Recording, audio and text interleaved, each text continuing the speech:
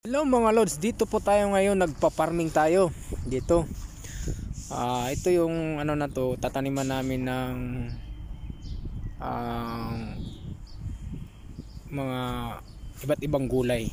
Yan, lalagyan namin ng tain ng baka. Yan, bago nila taniman, lalagyan muna sa ilalim ng tain ng baka yan. Tain ng baka yan nakatambak. Mahal ang bili nila niyan.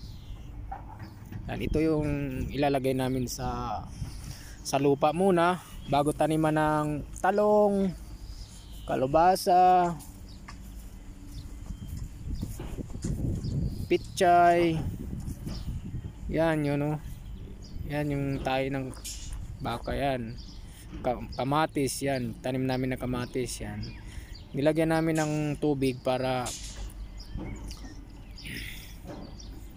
ano siya, kasi mainit ngayon, kailangan lagyan siya ng tubig pa ano,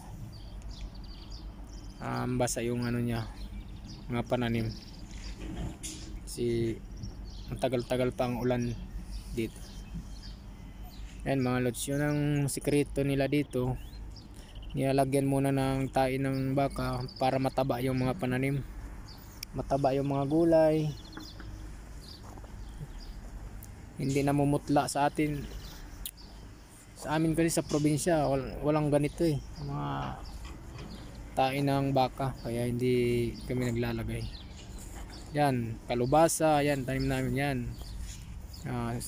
Sibuyas. Yan, ito kamuting kahoy.